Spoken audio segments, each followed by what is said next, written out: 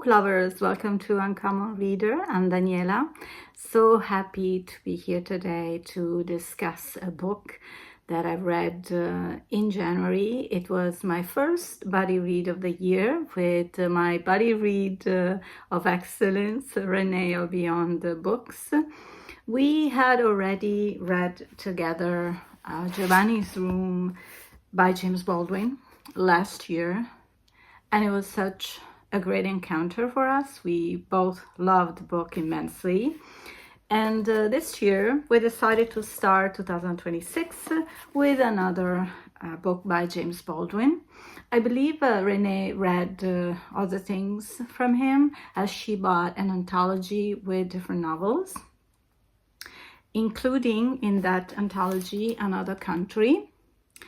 And oh boy, this was not just a confirmation of Baldwin's talent, but personally, it intensified my experience reading his words and his stories. His lyrics are, poetry to me.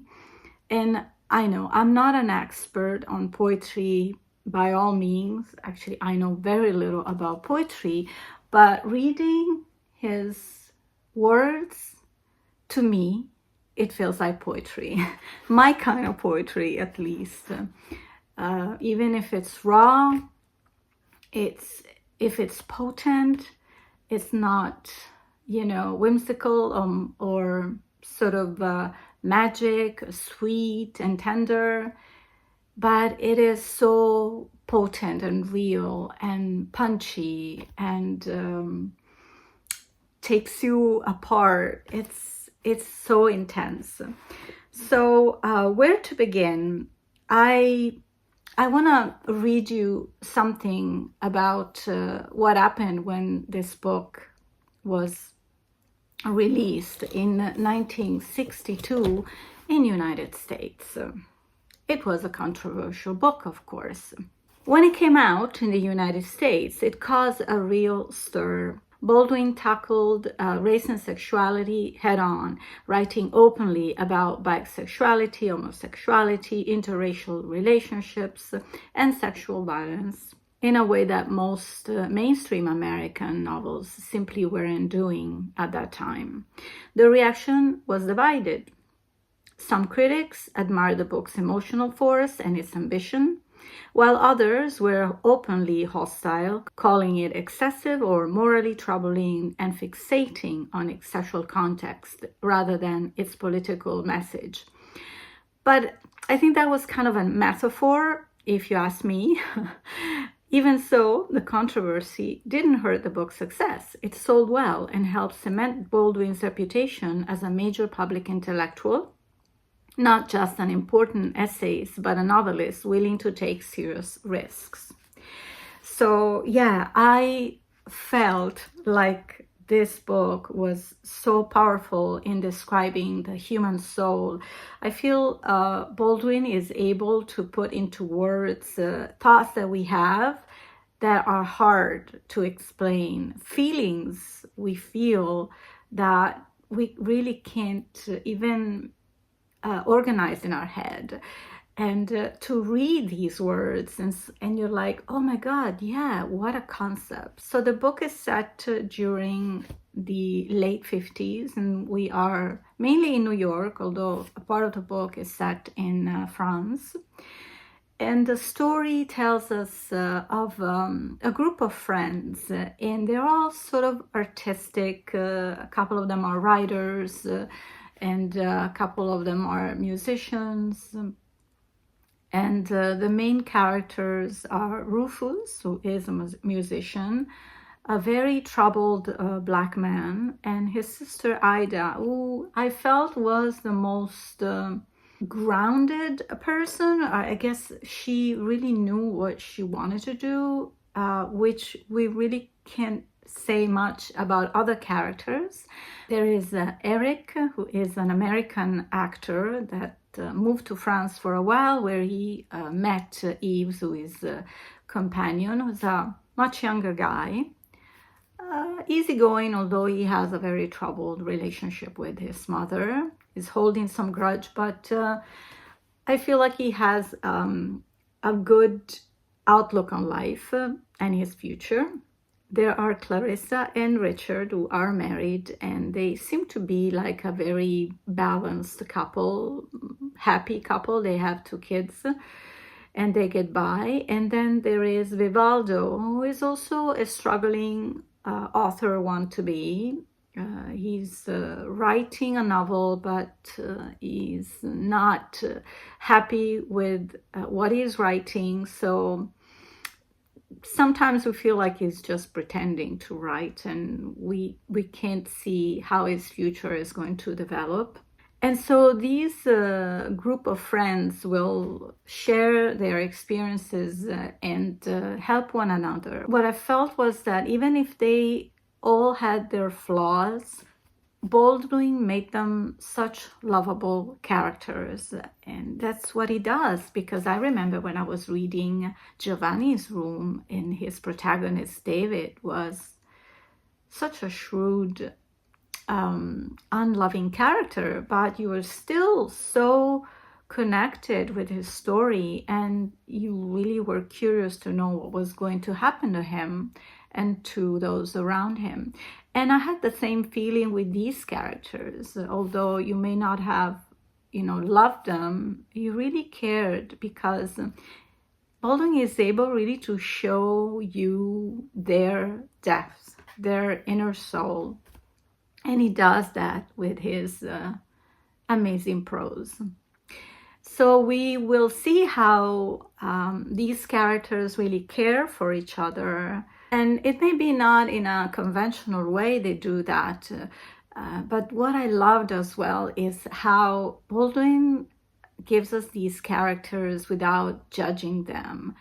And so we don't as well. There is an approach we have to these characters, the way he describes them, the way he makes them talk, that really humanizes them. And we see the vulnerability and we appreciate it and we empathize with them. And that's the beautiful trick that Baldwin does to us, that we are not able to judge what these characters do.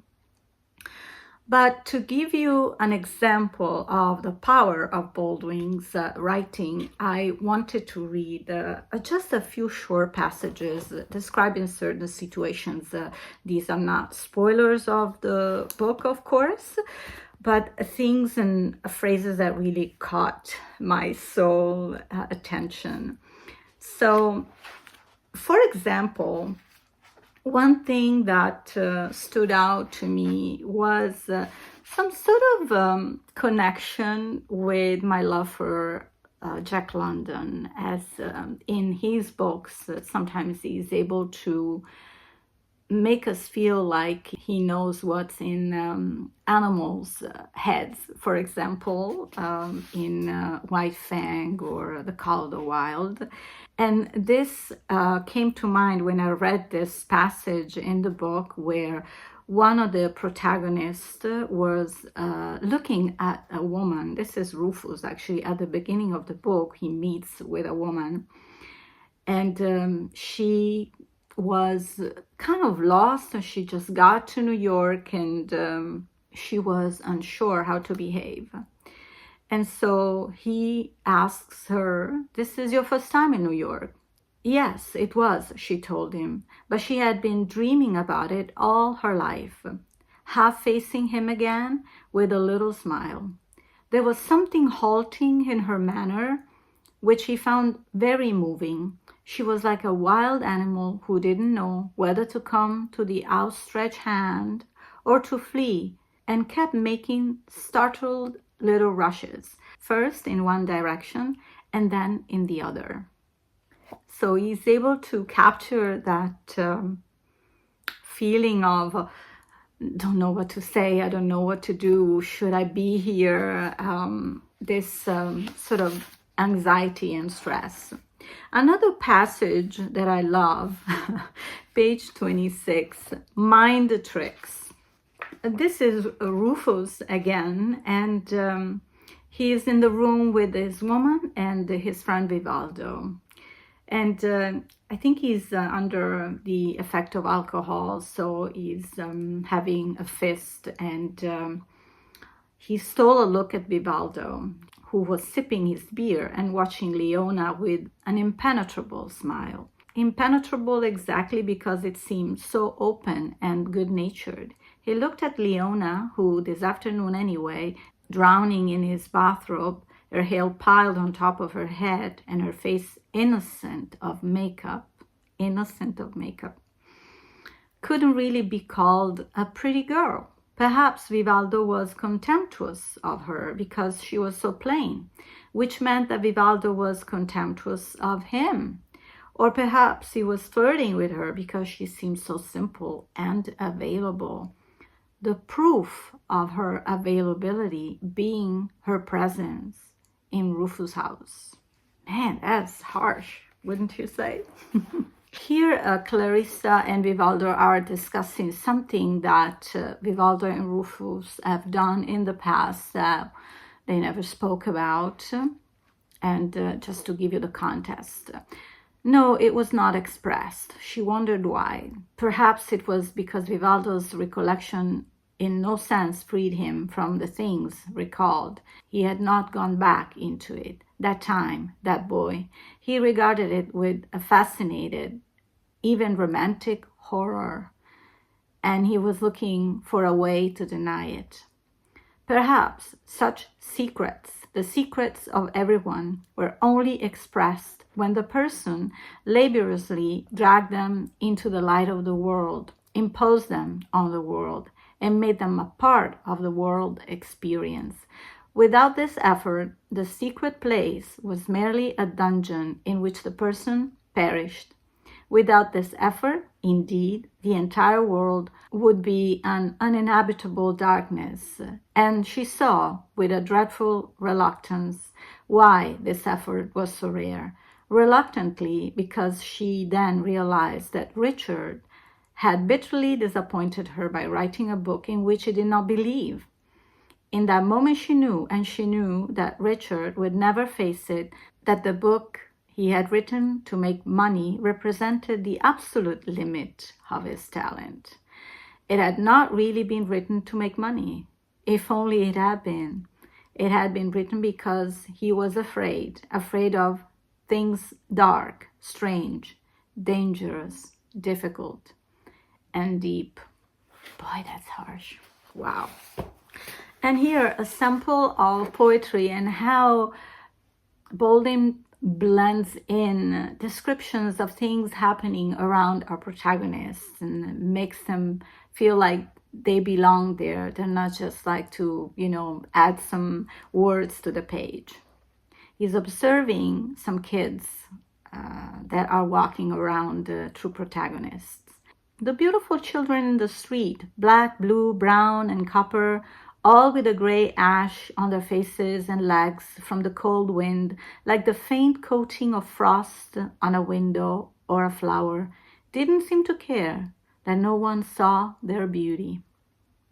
All the faces, even those of the children, held a sweet or poisonous disenchantment, which made their faces extraordinarily definite, as though they had been struck out of stone.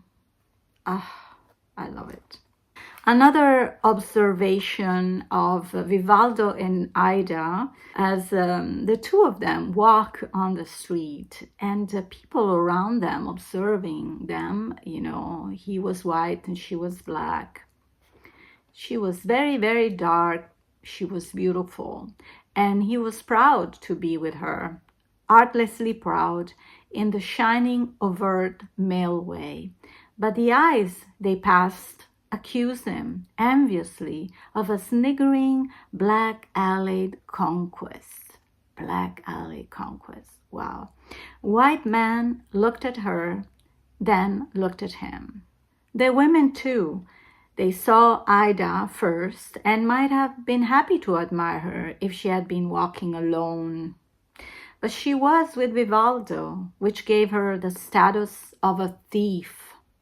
The means that she had used to accomplish this abduction were beneath or perhaps beyond them, but their eyes briefly accused Vivaldo of betrayal, then narrowed against a dream or a nightmare and turned away. I mean, it's so amazing the way he describes people's feelings. Wow. And I'm ending with a final quote from the book, and here I'm not going to reveal who the two friends are, and they are comforting each other, and for a moment there is that possibility, might something happen between us? Well, he leaned there for a moment watching her, and she understood that the weight between them of things unspoken made any act impossible. On what basis were they to act? For their blind seeking was not a foundation which could be expected to bear any weight. Oh my gosh, such amazing work. Another Country by James Baldwin. I'm looking forward to continue reading the biography of this amazing author by Nicholas Boggs. I've started when I first bought it in California last fall, but I haven't continued because I'm pretty much very busy with some other stories. But yeah, I wish I had 10 pair of eyes so I could read 10 books contemporarily. Another book I have by James Baldwin is If Beale Street Could Talk, which I might wait a little bit to read because I have that nice feeling when I know that I have access to more stories by authors I deeply admire, because if I finish everything right away, then I won't have anything else to read by this amazing author. I think Baldwin was really a big discovery for me last year, and as deeply I love Jack London and Emmanuel Carrère from France, he's really established himself in my heart as one of my favorite authors of all time. And I definitely encourage you to pick up Another Country. And yeah, it's not an easy read, of course, because there is a lot of troubled souls dealing, with decisions and their troubles, and making the wrong decisions at times, but living, they are trying their best. And maybe it might not be for everybody, but if you like books that are filled with, philosophical, psychological questions and characterizations, you may give this book a try. And now I can wait to watch Reney's video, which you'll find link as well on my info box, because I know she deeply loved this book as well, and I look forward to watch it as well. So check it out as well, and thank you so much for your attention. I hope you're still here, and consider subscribing, and don't forget to like this video to help my channel grow. Thank you so much for staying with me today. I look forward to see you back on Uncommon Reader very soon. In the meantime, happy reading. Ciao.